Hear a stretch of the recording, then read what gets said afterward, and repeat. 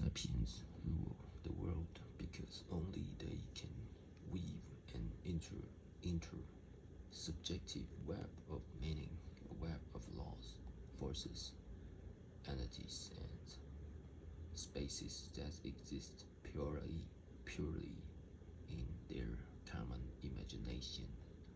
This web allows humans alone to organize crusades, socialist revolutions, and the human rights movement.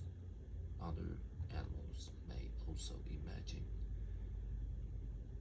various things. A cat waiting to ambush a mouse might not see the mouse, but may well imagine the shape and even taste of the mouse.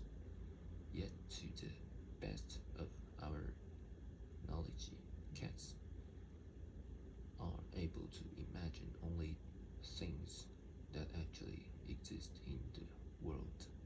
Like mice, they cannot imagine things that have never seen or smelled or tasted, such as the US dollar, Google Corporation, or the European Union.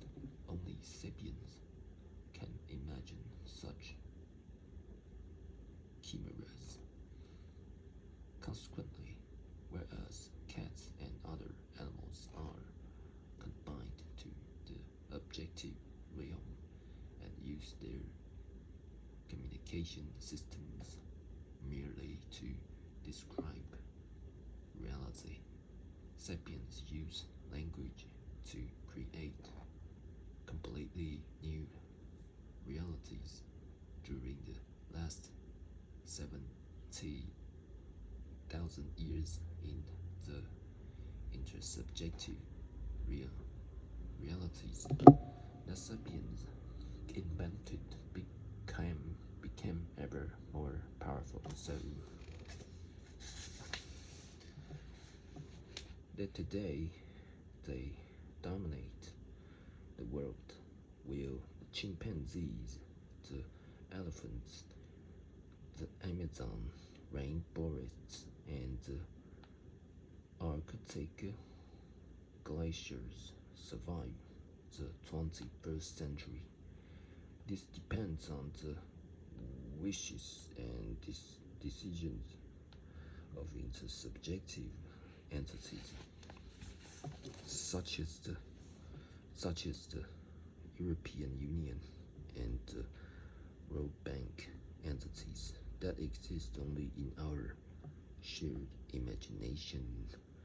No other animals can stand up to us, not because they lack a soul or a mind, but because they lack the necessary imagination. Lions can run, jump, claw, and bite, yet they cannot open a bank account or file a lawsuit.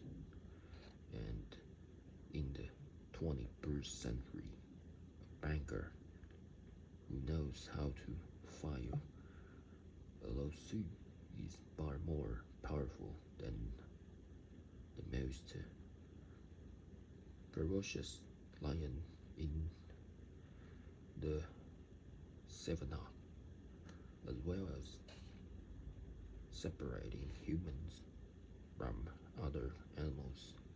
This ability to create intersubjective entities also separates the humanities from the life sciences. Historians seek to understand the development of intersubjective entities like gods and nations, whereas biologists hardly recognize the existence of such things.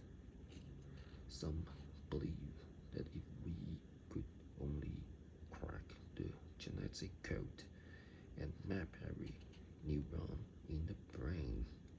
We will know all of humanity's secrets.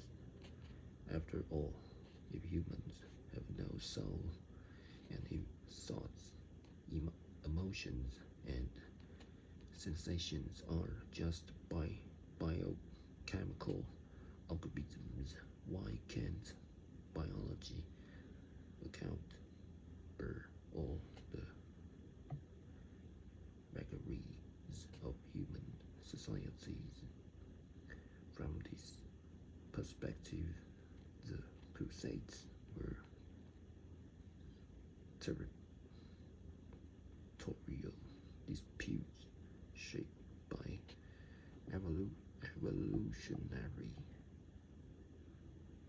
pressures, and English knights going to fight Saladin in the Holy Land were not that different from wolves trying to appropriate the territory of a neighboring pack.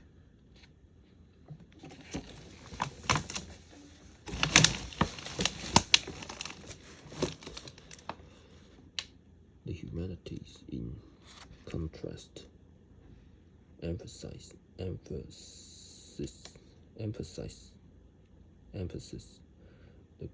the crucial importance of intersubjective entities, which cannot be reduced to hormones and neurons.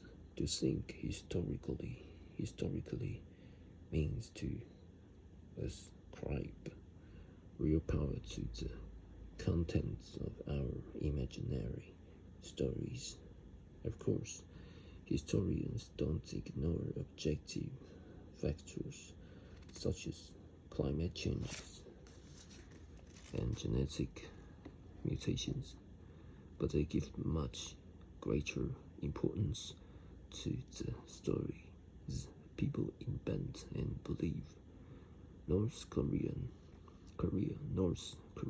and South Korea are so different from one another, not because people in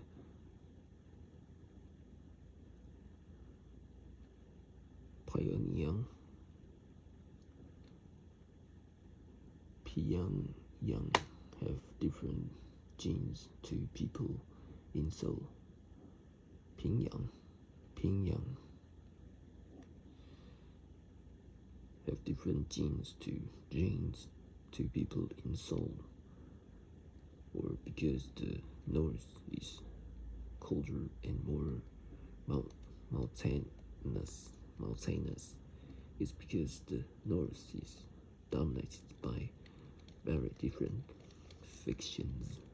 Maybe someday breakthroughs in neurobiology will enable us to explain communism and the Crusades in strictly biochemical terms, yet we are very far from that point.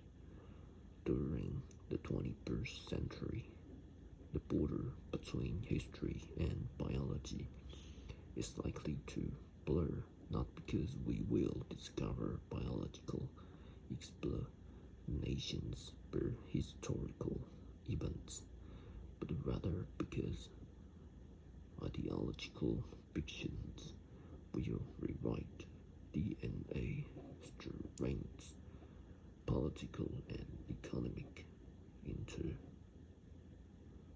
interests will redesign the climate and the geography of mountains, and rivers will give way to cyberspace as human fictions are translated into genetic and electronic codes. The inner subjective reality will swallow up the objective reality, and biology will merge with history in the 21st century, fiction might thereby become the most potent force on Earth, surpassing even Weird as asteroids and natural selection. Hence, if we want to understand our future, cracking genomes and crunching numbers is hardly enough. We must also decipher the fiction that give meaning to the world.